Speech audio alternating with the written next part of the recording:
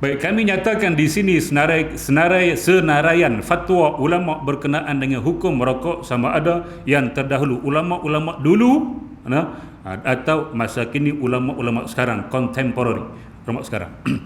Baik, pertama dia kata fatwa ulama-ulama dahulu, fatwa terdahulu. Imam Asy-Syafi'i, dia terus ambil kepada Imam Syafi'i sebab di Malaysia mazhab Syafi'i kita ni. Baik, Imam Syafi'i telah menyatakan dalam kitabnya yang masyhur disebut jika mereka tu siapa-siapalah manusia Islam kita ni mengambil sesuatu makanan, minuman atau sesuatu yang dihisap, dia sebut dah. Baik, makna memang tidak ada di zaman dia, tapi dia sudah bagi kaedah fiqh secara umum. Dia sebut dihisap, mana ada benda hak jenis hisap. Ada jenis makan, jenis minum, jenis hisap. Dihidu, jenis hidup, atau disedut, dengan sedut.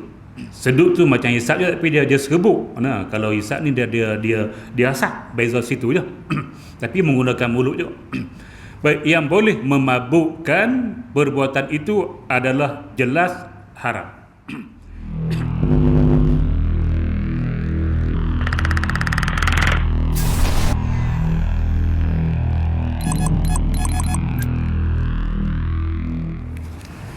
Bismillahirrahmanirrahim. Assalamualaikum warahmatullahi wabarakatuh. Alhamdulillah rabbil alamin.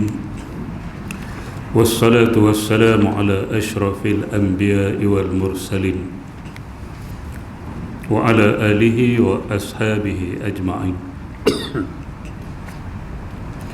Subhanaka la ilma lana illa ma 'allamtana innaka antal alimul hakim. Qala rabbi shrah li sadri wa yassir li amri wahlul 'uqdatam min lisani yafqahu qawli, amma ba'd. Fa inna asdaqal hadisi kitabullah wa khairal hadi hadi Muhammadin sallallahu alaihi wasallam wa syarrul umuri muhdatsatuha wa kullu muhdatsatin bid'ah wa kullu bid'atin dhalalah wa kullu dhalalatin finnar. Alhamdulillah, kita bersyukur kepada Allah Subhanahu wa taala kerana sekali lagi dengan izin Allah Subhanahu wa taala kita dapat bersama-sama semula dalam sesi kuliah maghrib kita.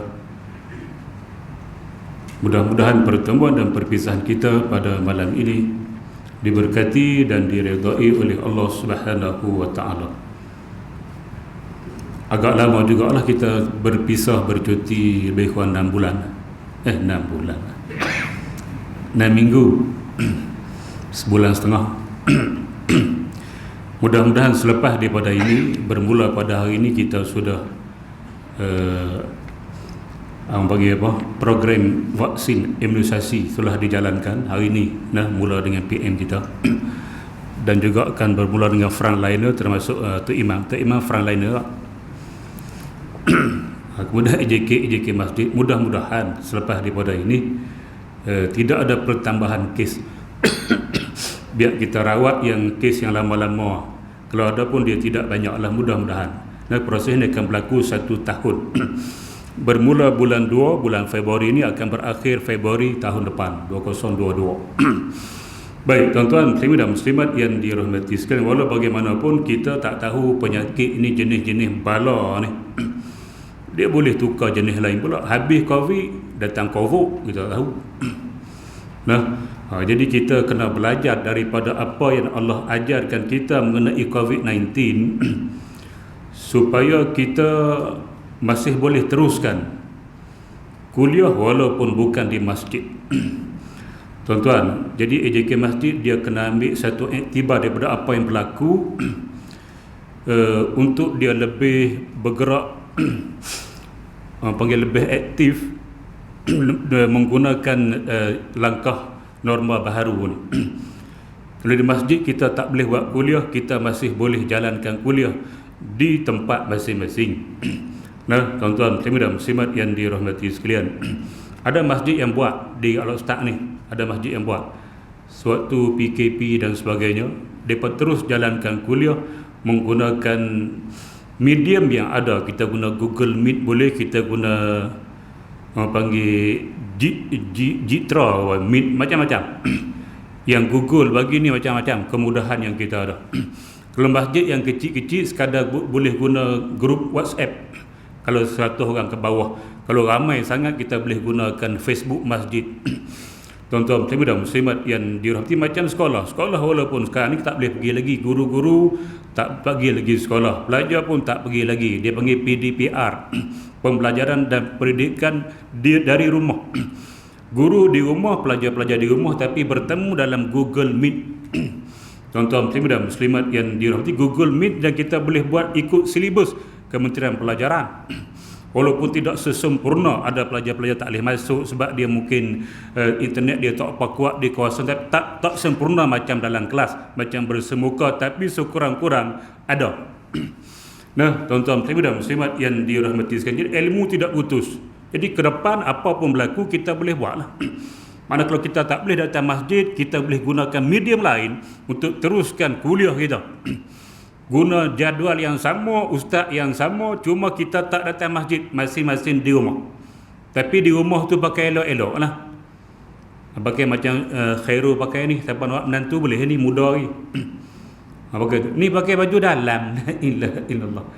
Bukan perempuan, lelaki lah. Baju perak, baju pagoda. Duduk atas katil pula tu. Duduk atas meja molek kita nak mengaji. Duduk atas katil, sebab tu duduk di masjid ni dia mengaji, dia berkat. Sebab kita duduk. Pakai pun elok, di rumah ikut suka hati. Nah, baju tak pakai pun orang tok-tok. Tuan-tuan dan muslimat yang dirahmati, kita guna macam tu, kita boleh buat. Nah, ilmu jalan macam biasa. Nanti bila masjid buka kita sambung sahaja. Tak boleh jalan macam biasa. Masjid pun masih tetap boleh mengutip dana, tak ada masalah. Letak di bawah tu akaun masjid. Walaupun orang tak datang masjid, tapi masjid masih boleh mengumpul dana dengan online. Tapi masjid yang buat lah, tuan-tuan. Masjid yang buat. Panggil ustaz-ustaz mengajak, masuk je. Masuk nama akaun masjid, duit akan masuk situ. Takkan tengok saja Khairul. BKP bukan pergi mana. Takkan RM10 tak boleh masuk online. Makan pun sampai 2-13 ringgit. Ayam penyet 15. Nah, takkan kita tengok kuliah roh, takkan tak boleh pergi RM10 online masuk lain kaum. Tak ada hal, masjid tak ada masalahnya. Kena buat benda ni, tuan-tuan. Muslimin dan muslimat yang dirahmati sekalian. Nah, macam tu kita jalan. Ustaz-ustaz pun taklah duduk saja di rumah. Dia jenis suka mengajak, setiap malam mengajak. Bila tak mengajak jadi pening. Bila pening dia fikir nak menikah baru. Payah. Baik, tuan-tuan dan muslimat yang dirahmati, ada ustaz-ustaz kita bukan semua kerja sekolah macam saya, bukan semua kerja majlis agama. Ada ustaz dia kerja kampung. Nah, ada sahabat saya ustaz di Baling lah, dia kuliah dia sebulan 60 kuliah. Sebulan 60, bukan 30. Sebulan 30 hari tapi kuliah dia 60. Mana malam penuh 30, siang penuh kuliah duha. Malah kalau tak boleh buat kuliah, masjid tak boleh pergi, dia teruklah, tuan-tuan. Sebab dia tidak ada kemasukan lain. Sebab tu kita kena jalan. Masjid boleh dana, ustaz-ustaz kita macam ni pun kita boleh bantu lagi. Teruskan kehidupan. Nah, jadi benar-benar macam ni kena fikir, kuliah tak akan boleh berhenti. Kalau kita boleh berfikir dengan anjakan paradigma, kita melihat ke depan dan kita gunakan segala medium yang ada untuk kita teruskan kuliah. Tak payah walaupun kita tak perlu pergi masjid. Nah, baik. Tuan-tuan dan muslimat yang dirahmati sekalian. Selesai mukadimah saya untuk sebagai iktibar. Kalau berlaku lagi lepas daripada inilah. Tapi kita doakan mudah-mudahan tidak ada dah. Nah, mudah-mudahan kes ini akan semakin turun dan tidak ada pertambahan apabila kita memulakan program imunisasi ke nasional ini. Nah, baik tuan-tuan. Kita sambung kitab, saya pun tak tahu macam mana. Cik si Khairul ni dia tanda. Baik, muka surat 228. Nah. Muka surat 228. Kita sambung di bawah tajuk bekerja.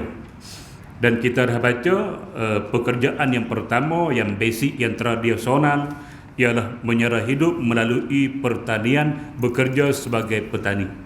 Jadi kita dah baca Quran dan hadis. Quran menyediakan bumi untuk kita, menyediakan benih, menyediakan hujan, kita buat kerja. Allah dah sediakan semua dah. Baik, jadi kita sambung di akhir bab pertanian sebelum kita masuk bab industri, perusahaan dan kerja-kerja lain. Di akhir tajuk ni dia bagi tajuk pertanian yang dilarang. Baik, bermakna ada juga pertanian ataupun tumbuh-tumbuhan yang kita dilarang untuk menanamnya. Sebab itu kita nama dia halal wal haram. Ada yang halal, ada yang haram. Tapi yang halal tu sangat banyak, yang haram tu sedikit sahaja. Baik, muka surat 228 pertanian yang diharamkan. Qala al-musannifu rahimahullahu ta'ala wa nafa'ana wa iyyakum bi'ulumihi fid daraini. Amin ya rabbal alamin. Kata pengarang rahimahullahu ta'ala, pertanian yang dilarang. Setiap tumbuh-tumbuhan yang diharamkan Islam daripada memakannya. Bila Islam mengharamkan makan tumbuhan tersebut ataupun yang tidak diketahui penggunaannya selain mendatangkan bahaya kepada diri, maka hukum menanamnya adalah haram. Hukum menanam tanaman-tanaman jenis ini adalah haram. Dia buat contoh seperti hashish. Hashish itu bahasa Arab. Bahasa Melayu ganja, hak depan tu bahasa Melayu ganja. Ataupun tumbuh-tumbuhan yang memabukkan. Bila kita makan, bila kita minum, boleh menyebabkan kita menjadi khayal, menjadi tak sedar diri. Itu hashish. Banyaknya ganja lah. Cuma ganja ni kajian dibuat ada manfaat. Jadi kerajaan Malaysia duk bincang nak tanam ganja secara industri. Yang tu cerita lain. Bukan untuk mabuk, bukan untuk khayal. Dia untuk kepentingan ataupun manfaat lain. Tapi hak biasa-biasa, hak geng-geng muda duk buat ni, isap daun ganja ni, memang untuk dia khayal. Tuan-tuan. Yang tu tak boleh. Dan sebagainya tu ikut zaman lah. Mungkin zaman dia tulis kitab ni tak ada benar tu, zaman datang ni ada benar yang sama. Maka zaman lah ni nama dia Al-Ketumu. Tak ada lagi Yusuf Qaradawi tak sebut lah Al-Ketumu, ada pun di Malaysia. Tak tahu tempat lain tu ada ke tak ada. Cuma banyak di Malaysia, yang banyak pun Kedah. Kedah tu di mana? Kedah di mana banyak? Tualang. La ilaha illallah. Chanlun, Alok Biak. Dekat-dekat dengan Thailand. Tuan-tuan. Jadi benar dan sebagainya itu. Masuklah apa-apa jenis-jenis tumbuhan yang dikenali di akhir-akhir ini yang sama dia punya boleh memudaratkan dan membahayakan kesihatan, maka ia diharamkan. Baik, tuan-tuan, muslimin dan muslimat yang dirahmati. Selain itu juga tembakau. Kenal mana ni, Jeng? Tembakau. Ingat tembikai ni aku silap baca. Selain itu juga tembakau yang dijadikan rokok. Jika kita menghukumkannya sebagai haram, jika mufti-mufti mengeluarkan hukum sebagai haram, kita tu mufti lah, bukan kita hak duduk di rumah ni. Kita bukan ulama, kita ulat dalam semua ni. Mufti-mufti mengeluarkan hukum adalah haram. Sebagaimana hukum yang diibaratkan, maka hukum menanamnya juga adalah haram. Bila difatwakan merokok itu haram, maka hukum menanam tembakau adalah haram. Manakala jika kita mengatakan hukumnya makruh, maka hukum menanamnya juga adalah makruh. Tak ada dah makruh ni, tuan-tuan. Baik, tuan-tuan, muslimin dan muslimat yang dirahmati, sila keluarkan smartphone masing-masing. Ada smartphone tak? Tengok smartphone tak ada. La ilaha illallah. Buka pergi pada hukum merokok. Bayang Linas siri ke-18. Buka. Saya nak baca, tuan-tuan tengok. Bayang Linas, mufti wilayah dulu. Haklah dia sebagai menteri agama. Dr. Zulkifli Al-Bakri. Bayang Linas masa dia jadi mufti dulu, sampai boleh keluar buku 2 jilid, 3 jilid. Tuan-tuan boleh pergi cari. Harga dia dalam, dia 3 jilid tak silap, harga dia 200. Mahal. Mahal dia kata. La ilaha illallah. Kalau orang sini aku sepak lah. Murah lah 200, 2,000 pun mahal. Tuan-tuan, ada 3 jilid. Tulis Melayu bukan Arab, ayah jemah dah. Baca faham tu. Jadi fatwa-fatwa daripada mufti wilayah dan juga geng-geng dia lah, dia sempurna lah, tuan-tuan. Nak banding sebelum dia berani di Malaysia ni, fatwa-fatwa begitu ringkas. Muzakarah pun ringkas, fatwa negeri-negeri Kedah semua ringkas-ringkas, tak macam negara lain. Tak macam Brunei Darussalam, tak macam Singapura. Dia punya fatwa dia lengkap macam mufti boleh buat, lengkap. Fatwa macam ni kita nak, sebab tu orang merujuk pada fatwa mufti wilayah. Nah, daripada fatwa-fatwa yang lain di Malaysia. Sebab mereka terlalu ringkas, tidak ada yang huruf yang panjang-panjang, cuma dia bagi sikit-sikit, hujah pun tak bagi. Dia kata haram, habis. Difatwakan haram, tak ada hujah, tak bagi sebab apa, tak ada. Dia memang sempurna, tuan-tuan. Okey, tengok mana. Saya baca. Dia memang panjang ni, tapi saya takkan baca habis. Saya nak ambil tentang fatwa mengenai rokok saja. Tengok dia bahas. Dr. Zo ni tua pada saya sikit 2-3 tahun, tapi dia macam tua 10 tahun dah saya. Hidup dalam ilmu sampai nampak tua. Aku muda sikit.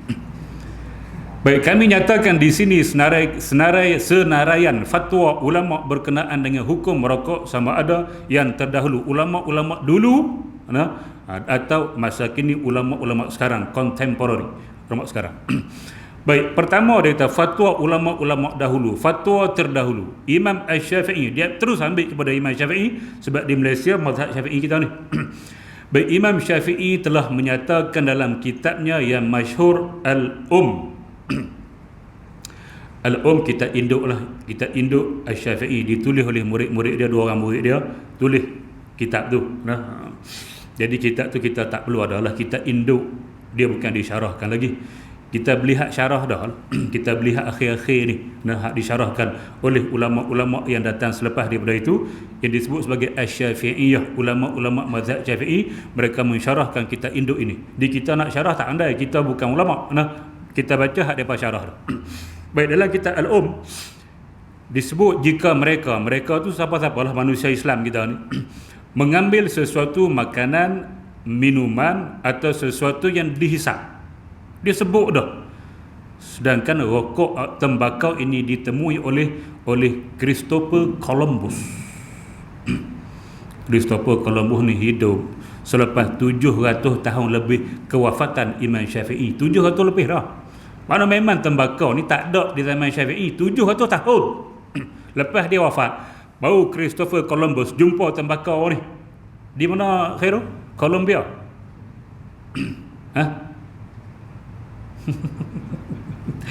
Baik, makna memang tidak ada di zaman dia, tapi dia sudah bagi kaedah fiqh secara umum. Dia sebut dihisap, mana ada benda hak jenis hisap. Ada jenis makan, jenis minum, jenis hisap. Dihidu, jenis hidup. Atau disedut, dengan sedut. Sedut tu macam hisap je, tapi dia serbuk. Kalau hisap ni dia asap, beza situ je. Tapi menggunakan mulut je. Baik, yang boleh memabukkan perbuatan itu adalah jelas haram. Maksudnya termasuklah juga yang mengandungi racun yang menyebabkan kematian. Dalam fatwa hak depan saya tak baca, dia cerita racun-racun hak ada dalam rokok tu banyak mana, tuan-tuan baca sendirilah. Jadi saya nak ambil fatwa saja.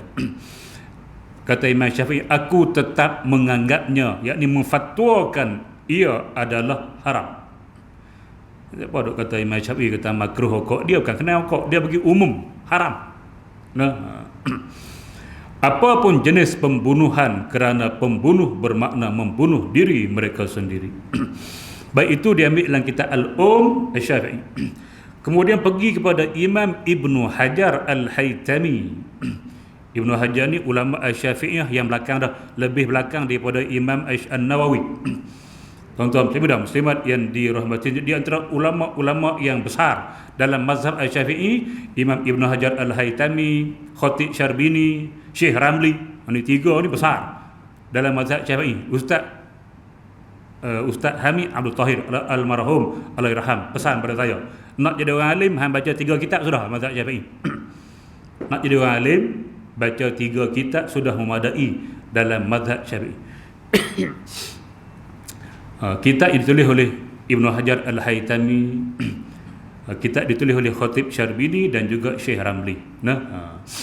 Baik tuan-tuan, dalam kitab Fathul Mu'in beliau menyebut tentang 2 alasan mengapa sesuatu perkara itu diharamkan dalam Islam. Yang pertama, ia mendatangkan kerosakan yang nyata atau menimbulkan yang tersembunyi.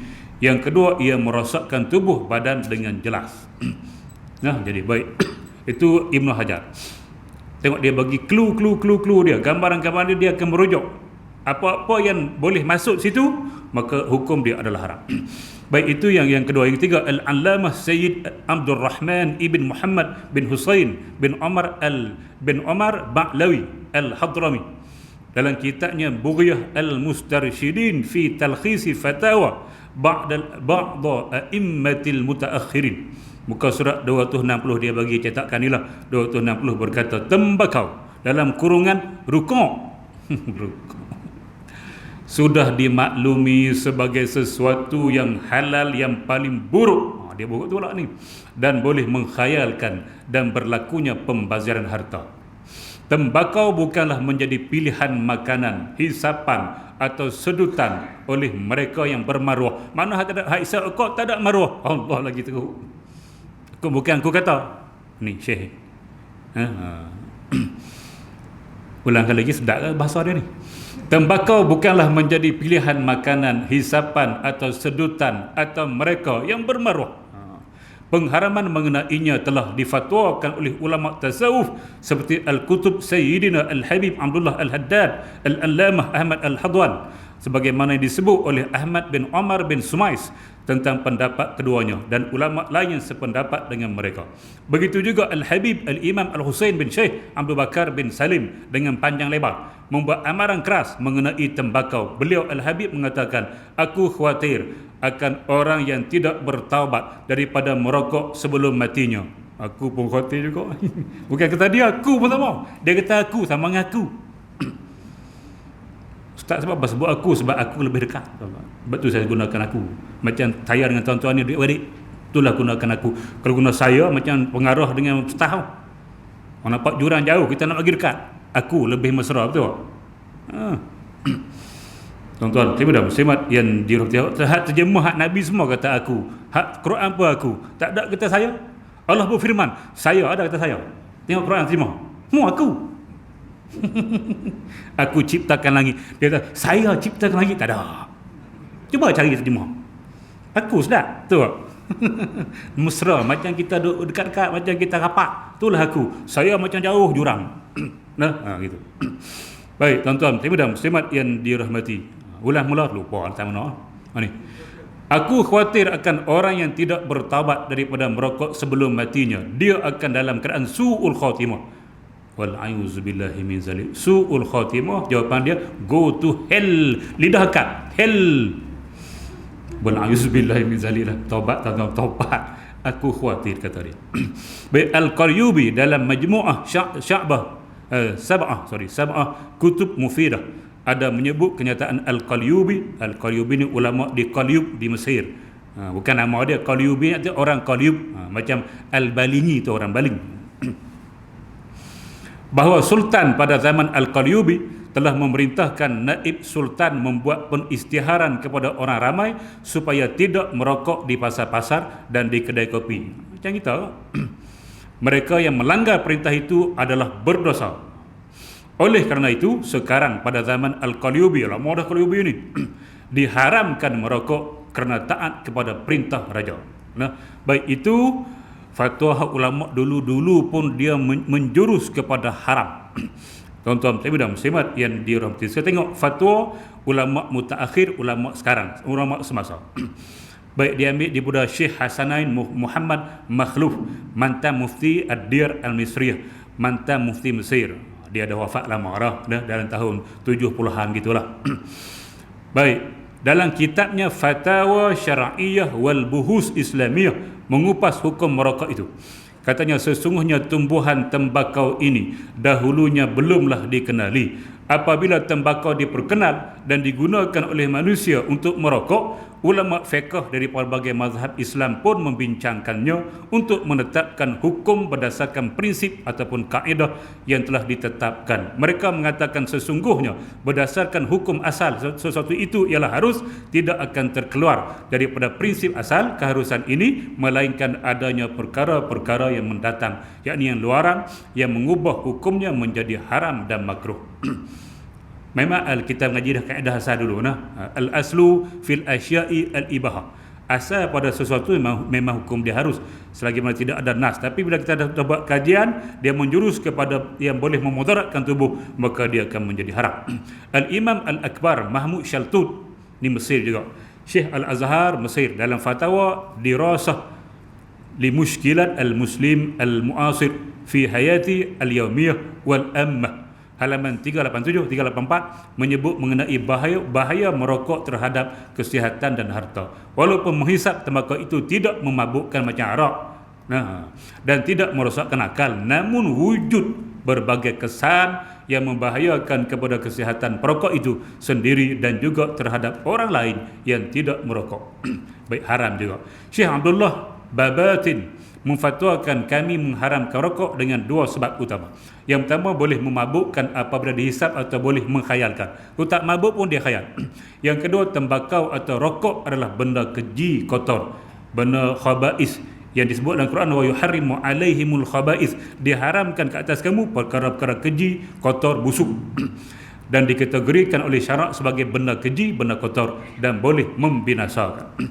Baik, yang kedua, benda seperti ini nyata diharamkan oleh syarak sebagaimana firman Allah Subhanahu wa taala, a'udzubillahi minasyaitonirrajim, wa yuhillu lahumut thayyibat wa yuharrimu alaihimul khaba'is. Maksudnya, ia menghalalkan bagi mereka segala benda yang baik dan mengharamkan kepada mereka segala benda yang buruk. Surah Al-A'raf, surah yang ke-7 ayat 157. Syekh Muhammad bin Saleh Al-Utsaimin ni ulama Saudi. Geng-geng Wahabi tak apa, Wahabi tak ada masalah. Merokok adalah haram hukumnya. Wahabi pun kata haram. Wahabi makruh. Merokok adalah haram hukumnya berdasarkan makna yang terdapat daripada zahir ayat Al-Quran dan As-Sunnah serta iktibar yang benar. Firman Allah Subhanahu wa taala, wala tulqu bi aidikum ila tahlukah. Maksudnya, dan janganlah kamu sengaja mencampakkan diri kamu ke dalam bahaya kebinasaan dengan bersikap bakhil. Maknanya, janganlah kamu melakukan sebab yang menjadi kebinasaanmu.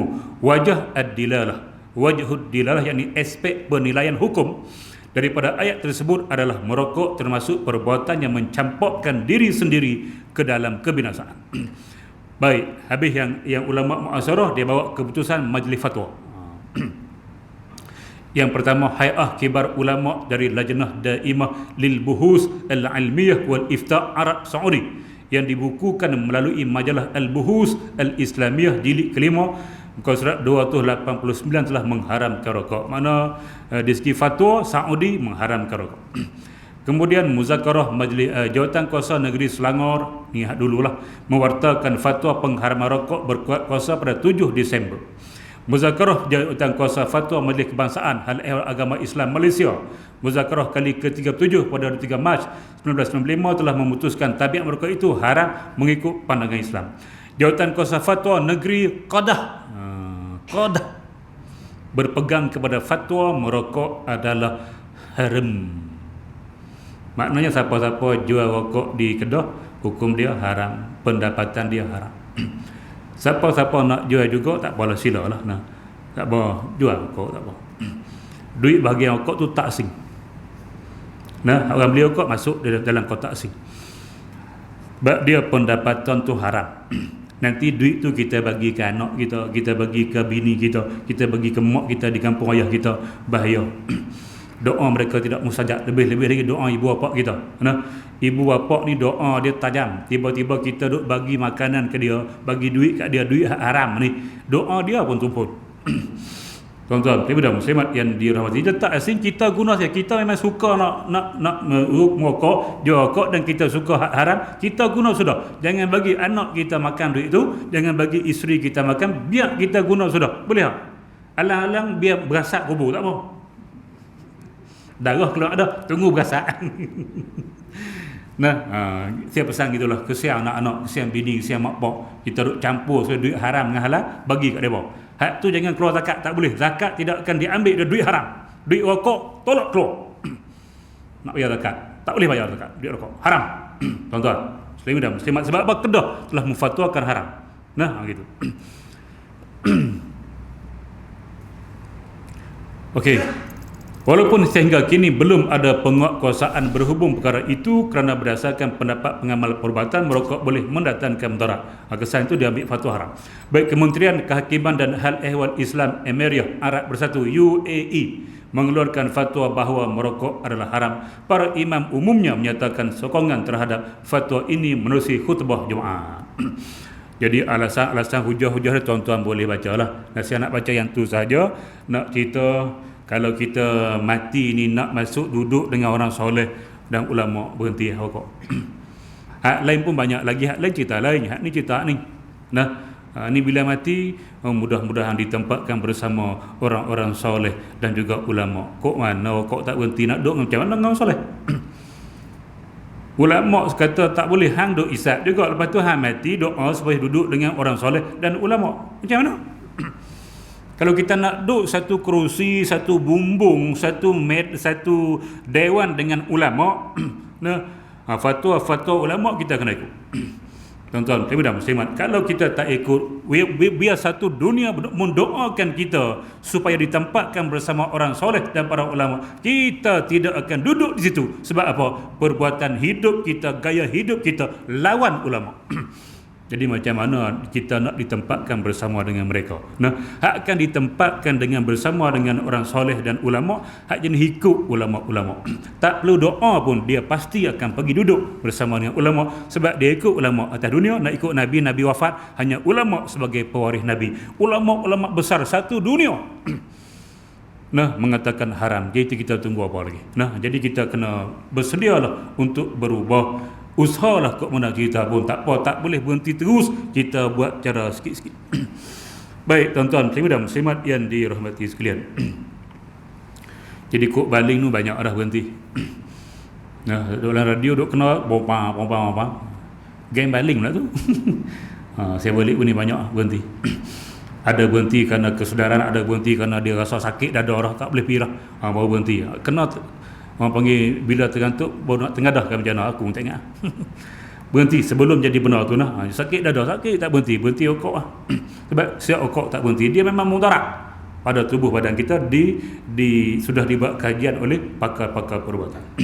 Baik tuan-tuan, muslimat yang dirahmati sekalian.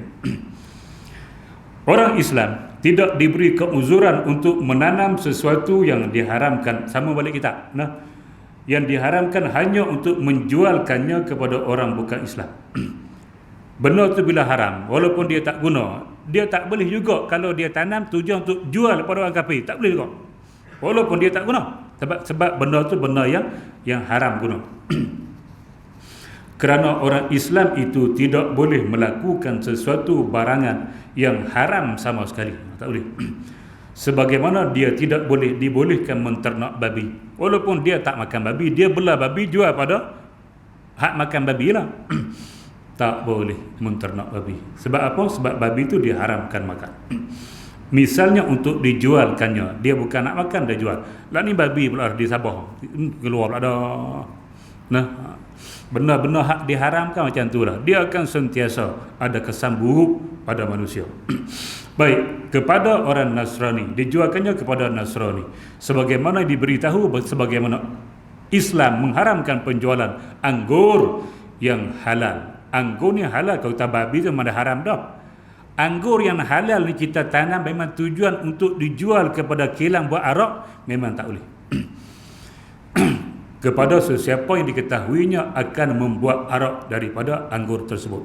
Kita duk jual di pasar malam, orang beli sekilo 2, takkan nak buat arak yang tu. Dia nak makan. Hak kilang datang tu, bawa lori beli, tu memang nak buat arak. Kita pergi jual juga, hukumnya pendapatan kita adalah haram. Nah, sebab anak jual beli syarat dia dua. Yang pertama, dia suci, benda dia tidak najis. Yang kedua, dia memberi manfaat, dia ada manfaat. Ini di antara syarat barang yang kita nak jual beli. Kalau benda tu tidak ada manfaat, tidak sah jual beli. Ulama buat contoh, menjual sebiji beras. Sebiji beras buat apa? Beras biji tu lah, sekupan. Nak buat apa sebiji?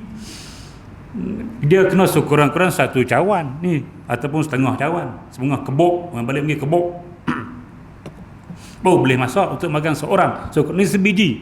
Jadi tidak ada manfaat, haram jual sebiji beras. Tak boleh. Tidak ada mamak. Dan dia tidak najis. Mana hak najis tak boleh kita jual. Tuan-tuan, dan muslimat yang dirahmati sekalian, termasuklah anjing hak kita baca dah.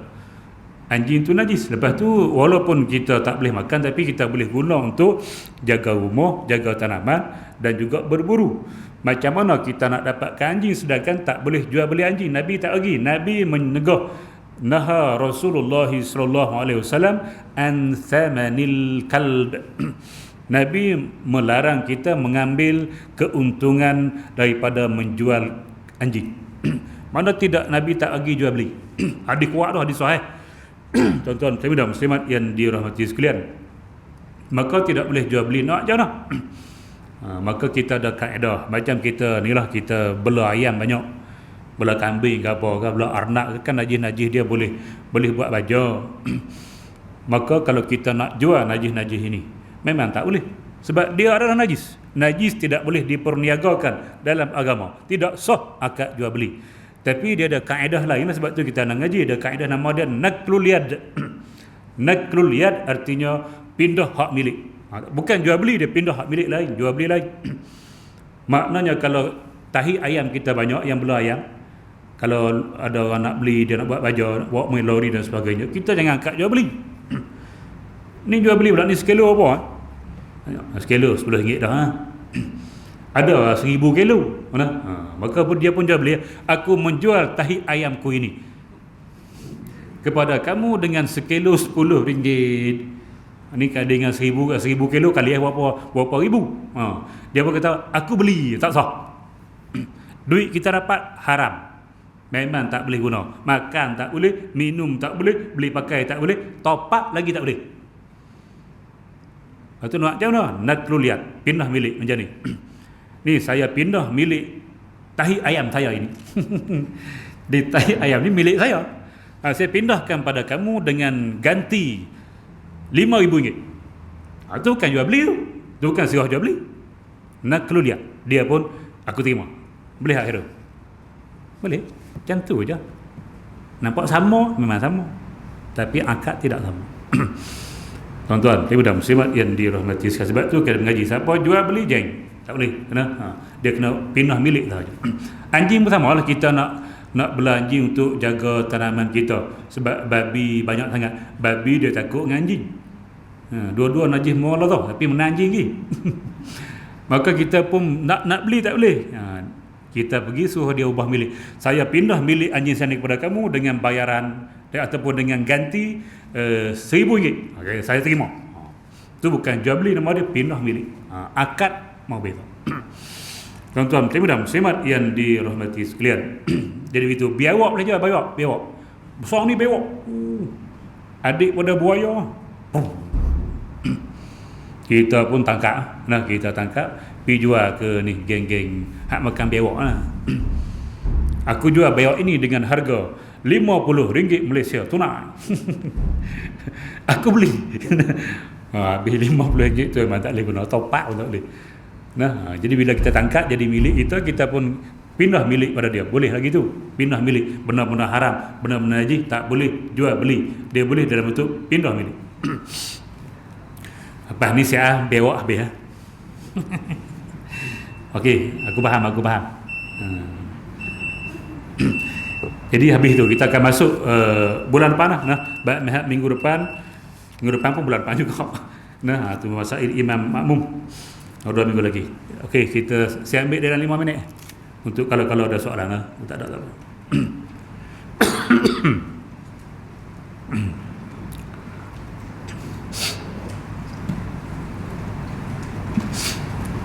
Okey, malam ni belum ada soalan kot sebab dia baru kot malam ni. Tak apa. Kita berhenti sini dulu lah, tuan. Mudah-mudahan dapat sedikit pencerahan. Yang baik datang daripada Allah Subhanahu wa taala, yang buruk kelemahan dari saya sendiri. Aqulu qauli hadza wa astaghfirullahal azim li wa lakum. Wassalamualaikum warahmatullahi wabarakatuh. Bismillahirrahmanirrahim. Alhamdulillahirabbil alamin. Wassalatu wassalamu ala asyrafil anbiya'i wal mursalin wa ala alihi wa ashabihi ajma'in.